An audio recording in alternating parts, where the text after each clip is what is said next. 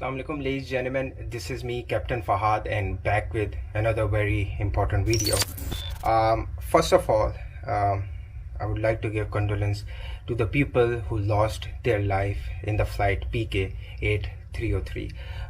Yes, the only video you need to see in order to get the information of what may have happened to the flight PK-8303, as I have been collecting data for like 3 days without sleeping and putting all the data which is available to the public into one single video. There are countless of the data available online, and most of them are not very correct. I found it not very correct.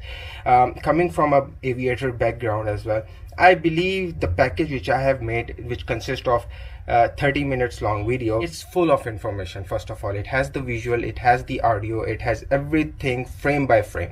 If you would see this video, you will instantly know that yes, that may have happened during the flight. And I want to make two requests from you guys.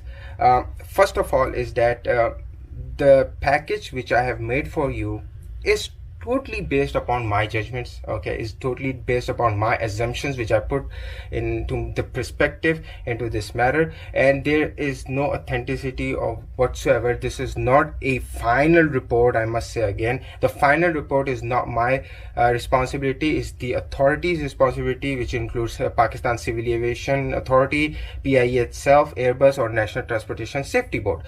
Me as an aviator, as a YouTuber, coming from that background, I believe that every YouTuber and every pilot has been putting their own perspective into this matter. So it's my duty as well to put my analytics, which I have figured it out that may have happened in the flight. So I did make a package as well.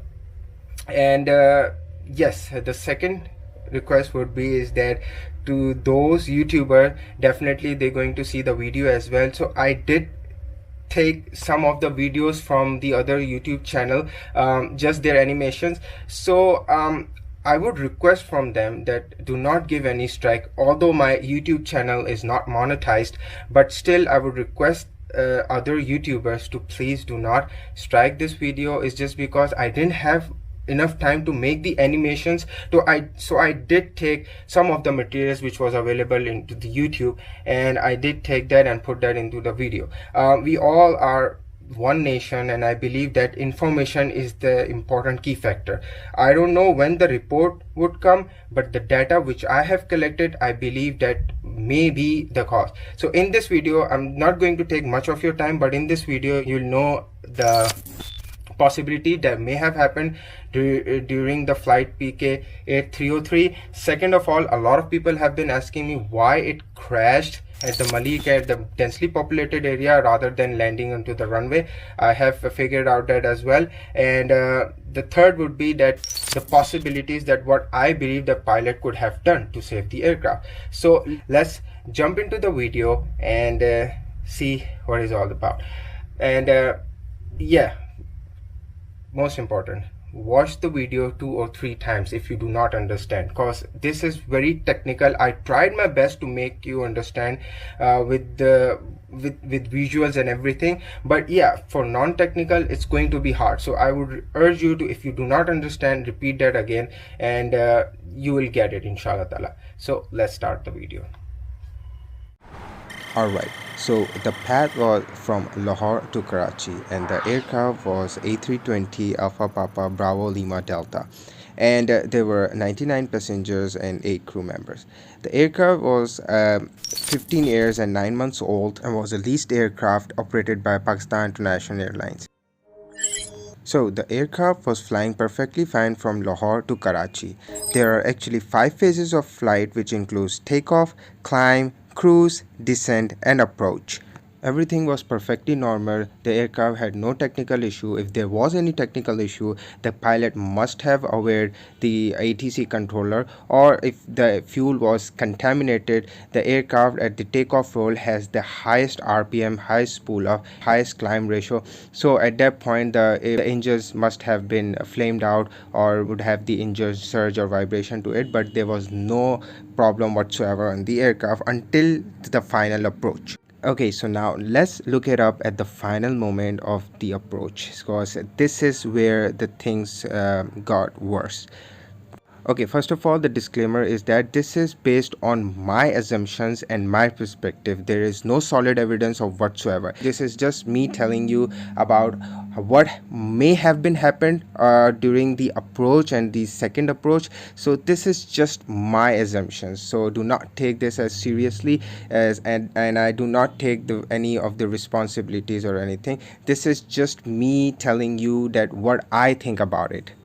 Okay, so now let's jump into the animation video and I tell you frame by frame what happened. So, as the aircraft was coming to land, it was all normal, there was no distress call, everything was fine and normal until this audio. Let me play it for you first. We are comfortable now and we are out of 3,500 for 3,000. Established ILS 25 left. Sir, we are established on ILS 25 left. So you are 5 miles from touchdown, distance passing 3,500. But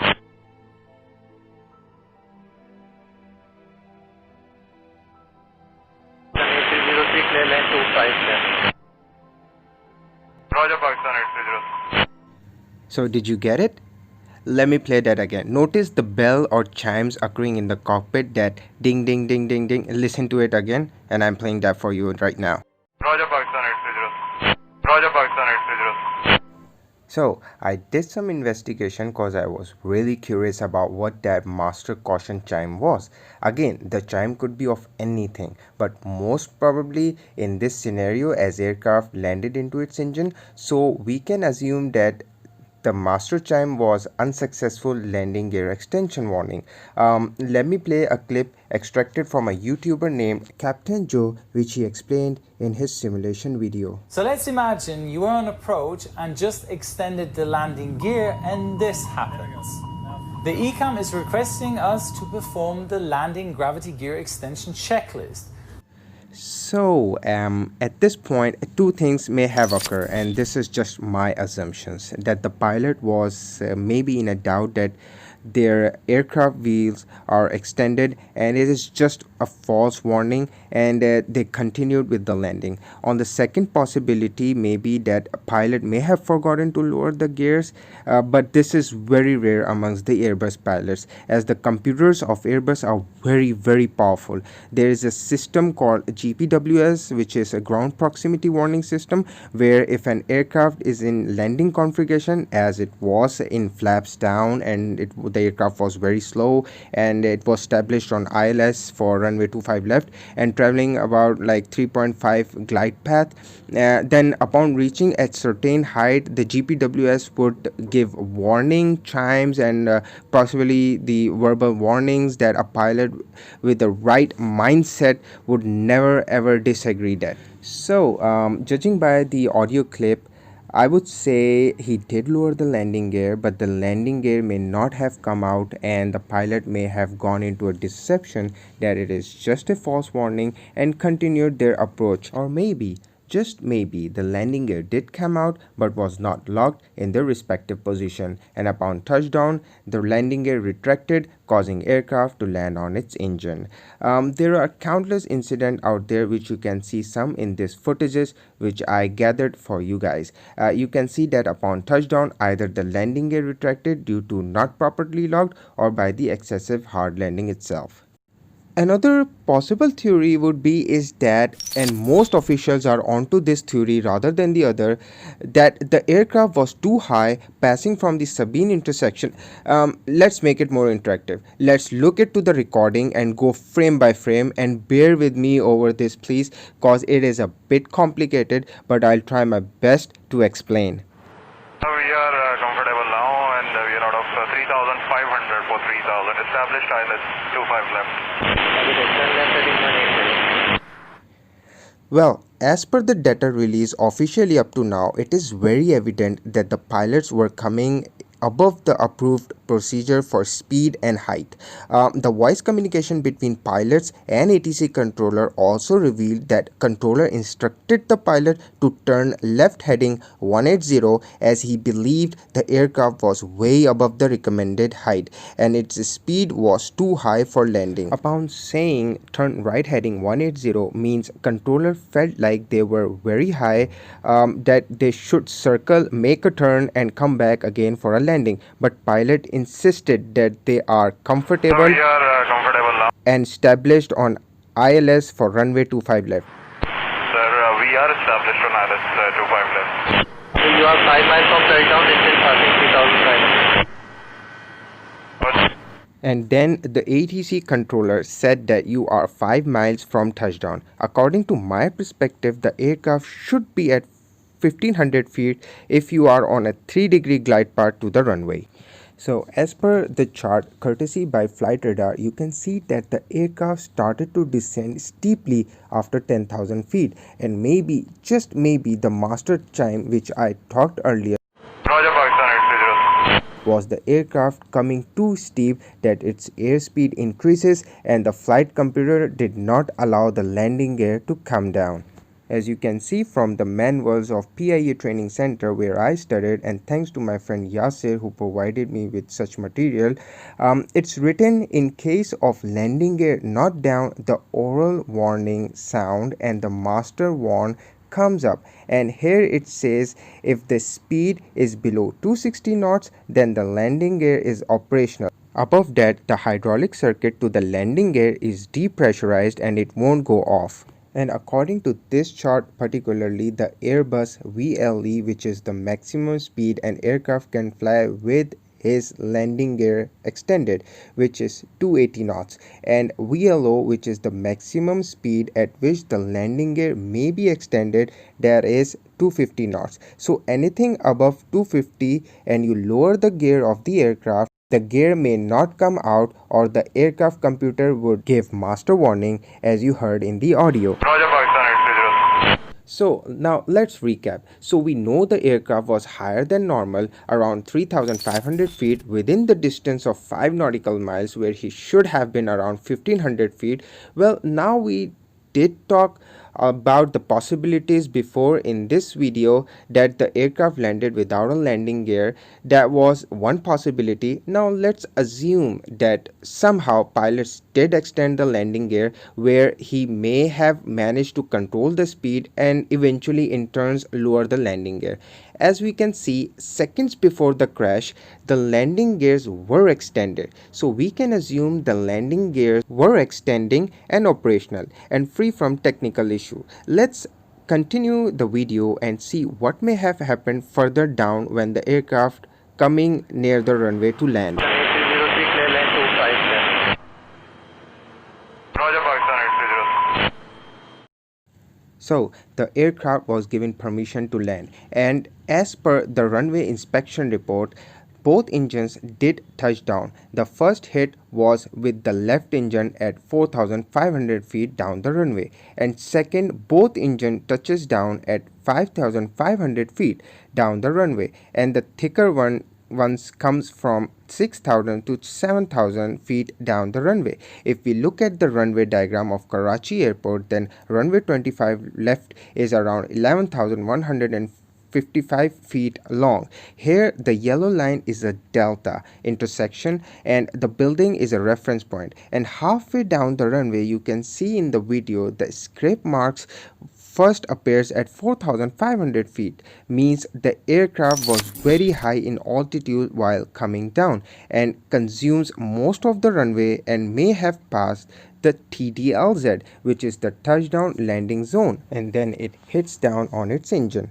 Then the marks disappears, as maybe the aircraft bounces or the pilots were doing a go around, and again the aircraft marks appears. This time it was more pronounced and much thicker, probably around 5,500 feet. Then it disappears, and coming to the building near taxiway delta to the left, you can again see the scrape marks appears before the aircraft goes around. Well, according to my perception, when the aircraft was coming, it was too high that it must have missed the TDLZ, touchdown landing zone area. So then the pilot may have given the call for a go around. So now what may have happened is that the pilot started the go around procedure, which is giving the throttle to its max power and retracting one notch of flaps and pulling up the stick to increase the altitude. But maybe they were very near to the ground and it takes time for engines to spool up once full throttle is given, and maybe the captain or the first officer retracted the gear too soon, causing aircraft to lose altitude and coming down hard onto its engines. We always retract the landing gears once the aircraft starts increasing its altitude, but in this case pilots may have retracted gear too soon while the aircraft may be settling down on its ground effect. The aircraft must have bounces 3 times onto its engine before coming back up, and maybe that force would have been enough to destroy and break the internals of the engines, and it may have given enough power initially that they could go around and reach to the altitude of 3000 before failing onto them. One thing or the other, the aircraft did land without the landing gear on its first approach. According to this picture, which was taken by the plane spotter Hamza Umar, you can see clearly that the engines have burned residue underneath the engines due to aircraft dragging on the runway without gears. Also, judging by the video of the runway, you can clearly see the visible black marks, which may be the case of engines burning up while skidding on the runway. When comparing both pictures, you can connect that the engines did strike with the runway. And one thing more, when the aircraft was coming normally for its first approach, there was no distress call, no sign of the pilots telling the ATC controller that they are doing belly landing. If they had, then the fire trucks would be available on the side of the runway as per the SOPs. And according to one survivor who was in the plane, Muhammad Zubair, said that during the first approach, the pilot announced that they are landing normally and not belly landing. Let's listen to the recording. PIA के तैयारे के हादसे में एक नौजवान मोहम्मद जुबैर मुअज्जज़ाना तौर पर जिंदा बच गए कि परवाज मामूल के मुताबिक ठीक थी। पायलट ने ऐलान किया कि कराची लैंड करने वाले हैं। जैसे ही जहाज नीचे गया, नीचे की तरफ एक दो झटके लगे, जहाज थोड़ा सा रनवे पर चला तो फिर पायलट ने बड़ी होशियारी। So with the video of Mr. Zubair, I would say that the impact was too jerky and destructive that people started praying and got very scared. So that was something out of normal. So whatever the reason was, the aircraft must have come down with full force onto its engine, and it may have destroyed the fuel housing or the integrated drive generator, as it is located at the lower part of the engine. At the lower part of the engine, there are other gears as well that drive the fuel pump and other accessories like generator of the aircraft that may have been damaged, and that is also the cause of that engine being shut down later in the flight. But it is just an assumption, and as this happened, the captain left the aircraft abruptly, and maybe the angle was too steep that the engines may have gone into a compressor stall, which literally cuts the engine power and everything, and you have to start the again. But again, this is just the assumption from my side. Okay, now let's move on to our animation video again, and let's see what happened after it touches down onto its engine and lifted off. 3 report reaching altitude 3,500 feet. For Pakistan 8303, we would like to come again for ILS 25 left. Descend left heading 110, climb 3000. Left heading confirm. From left heading 110, climb 3000. 110, climb 3000, Pakistan 8303.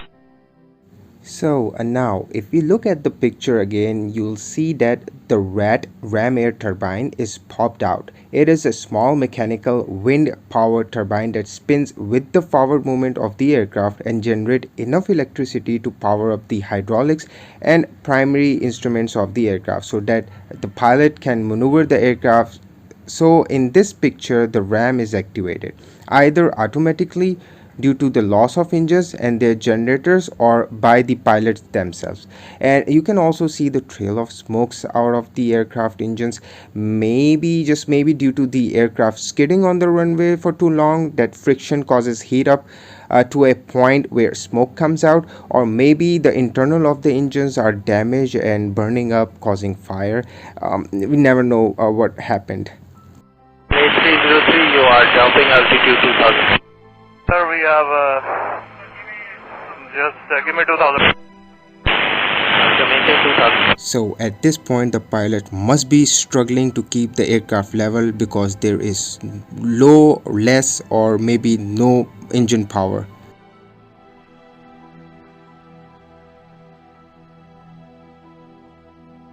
Most value showing 1800 feet at descent. Copied, sir. We are now trying to maintain, sir. So at this point, a lot of YouTubers and pilots have been saying that why the pilot couldn't land and why it got crashed in the densely populated area where the distance to the runway is bare minimum. Also, some pilots have been saying that he was following STAR, the standard terminal arrival routes and approach plate, while he could have just turn a lot sooner, saving it going to the populated area. Well, for this we have to go to the basics of aircraft turn, what happens in a turn, and I'll explain that now. A lot of people have been asking me that why the aircraft crashed into a densely populated area and not onto the runway, while the distance from the crash site to the runway is bare minimum. Well, when an aircraft is in level flight, the weight and lift is equal and aircraft levels up. When aircraft goes in a bank or a turn, your vertical lift vector changes into the horizontal component of lift to turn the aircraft. When you combine these two, you get a resultant lift vector. Keeping it simple to make you understand is that the horizontal component of lift is what makes an aircraft turn and a vertical component of lift is what makes your airplane maintain altitude. Let's say when you turn, the vertical lift converts into horizontal component, but the weight of the aircraft is static. So as soon the aircraft turns, some vertical lift is converted into horizontal component of lift. The aircraft starts to descend because the lift is decreased due to vertical component is being converted into horizontal component. Now what a pilot would do to keep it level? Simple. He would increase the alpha, the angle of attack, which in turn increase the vertical and also the horizontal component of lift to counter the weight and lost lift and keeping the aircraft in level turns. But it comes with an exchange, and that exchange is airspeed. When an angle of attack is increased, the drag also increases, so the speed goes down very fast, and to counter that we need engine's thrust to maintain that level turns. Also in a turn, the aerodynamic load of the aircraft also increases. In other words, the weight of the aircraft increases due to centrifugal force generated by a turn. We pilots call that a load factor. I'll add link in the description so that you can have a better look and understanding of it. It's not possible to explain in such one clip. But for our unfortunate aircraft Alpha Papa Bravo Lima Delta, we didn't have engine's power. So, as soon the Alpha Papa Bravo Lima Delta went into a turn, they must have lost the altitude immensely, and to counter that, he must have increased the angle of attack that in turns have made their airspeed go down to a dangerous level, to a VS1, which is a stall speed, and it is the worst nightmare of any pilot. But Airbus is equipped with Alpha Protection Limiters. That is a device to override pilot's input to the controls and does not allow the angle of the aircraft to go at steep where a stall would occur. So Airbus cannot stall. Unfortunately, the pilot was at 1800 mean sea level. He didn't have engine powers, he didn't have altitude, and most probably he didn't have airspeed. It was then a flight waiting for its disaster. At this point, no pilot in the world can save such aircraft from a crash. And now I will conclude my video explaining the crash that I assume may be the closest thing happened. First of all, the heroic pilots did manage to make a turn from base leg to final. As you can see from this footage of Alpha Papa Bravo Mike Foxtrot, which landed around 20 minutes later, they might be landing on runway 25 right. You can see the pilots were almost in line with the runway 25 left, but that turn from downwind to base and base to final may have taken up most of the altitude and airspeed of the aircraft, that without engine's power it wasn't possible to cover up the distance to the runway. Sadly, out of power, airspeed, altitude and options, pilot knowing that the crash would take place now, so they did the last heroic act to save the plane from crashing into the populated area, is that they had no altitude left and was about to crash. They pulled the stick all the way back in a hope to save it from crashing into buildings. Notice that the nose or angle of attack of the aircraft is too steep and still aircraft losing its altitude. This is the clear sign that the aircraft didn't have enough speed and it was near to a VS1 stall. But as I told you before, the Airbus has a alpha limiter protection device installed to it, so it didn't allow the aircraft to stall to a point where it drops like a rock from a sky. Instead, it continued its horizontal path but loses altitude abruptly, and this what happened at the final moment of flight. PK-8303 further decreased the airspeed to VS1 and the aircraft crashed.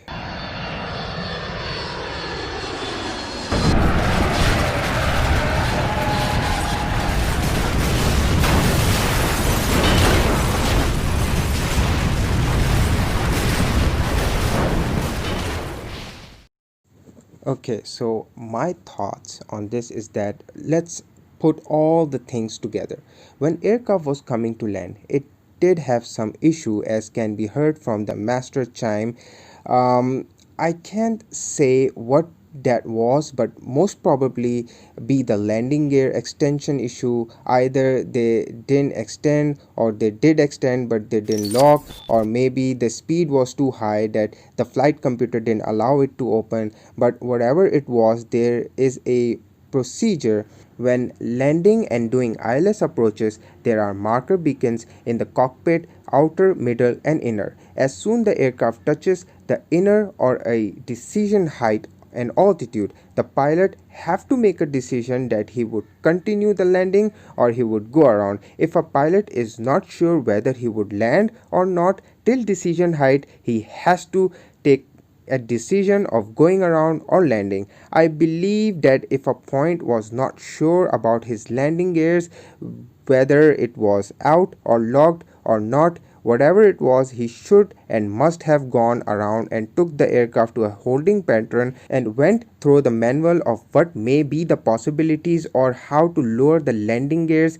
and figuring out what the problem may be. And once satisfied, he then had flown over the runway telling ATC controller to look and confirm if the landing gears are extended. ATC controller then, by the help of binoculars, he sees and confirms the pilot whether their landing gears are extended or not. I believe there was no reason not to go for a go around, because according to the METAR code, the weather was perfect. It was a broad daylight and winds were calm. I don't know about the fuel whether they have or not, but a flight always have enough fuel that if an emergency or an airport closes, then he can wait up in the air to a certain period of time, and when he hits his reserve fuel, then he can go to the nearest airport easily. And secondly, on first approach, the pilot didn't aware the ATC controller that he is doing a belly landing. If he had, there must have been an audio.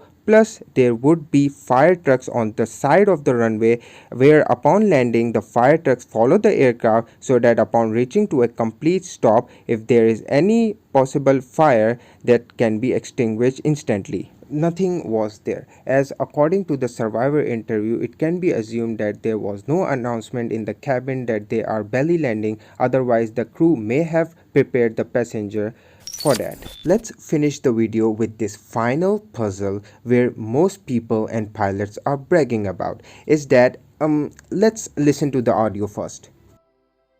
We'll still proceeding that, sir. We have lost engines. Confirm you are carrying out belly landing? The big question over here is that why ATC said that are you going for a belly landing?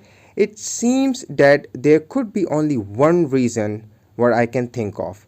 That on its first approach, the ATC did see the aircraft landed on its belly. That's why he called for such statement and nothing more to it. Clear, Mayday, Pakistan 8303. Pakistan 8303, roger sir. Both runways available to land.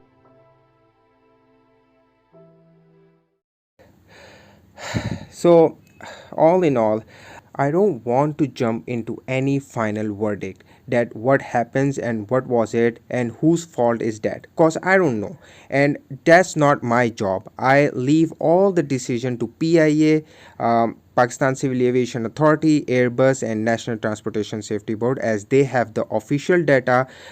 Why I made this video? Because everyone has the right to give their perspective of that they think. That is also a freedom of speech based on the evidence I spoke, and I believed what happened to the best of my knowledge. I claim no rights of this authenticity which are depicted in this video, and it is just my assumptions based on the data which is available to the public. That's it.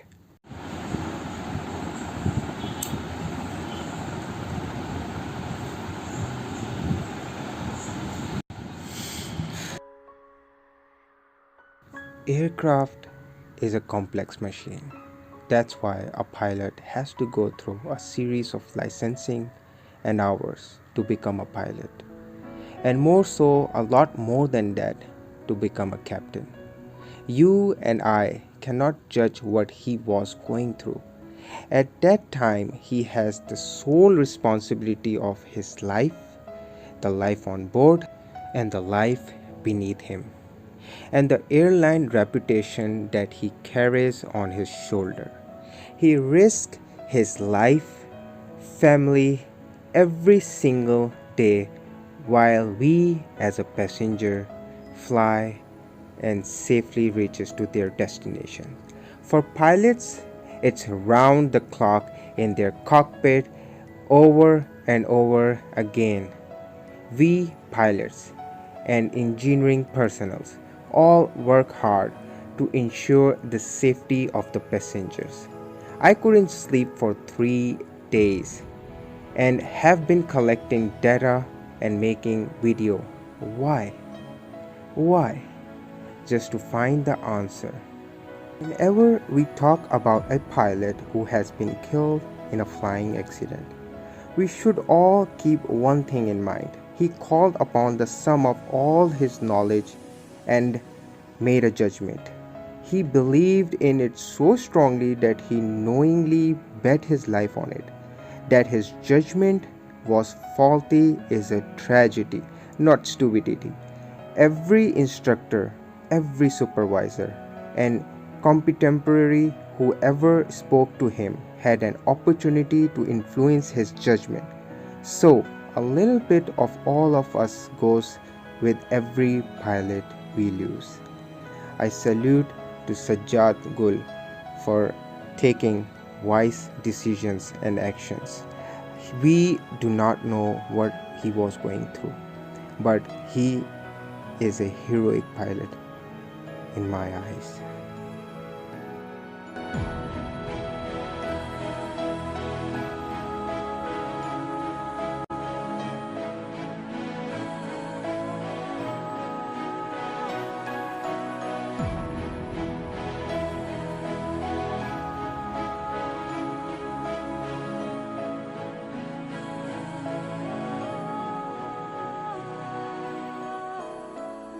I cried so hard, knowing this is the end, but this is just the beginning in the heavens above.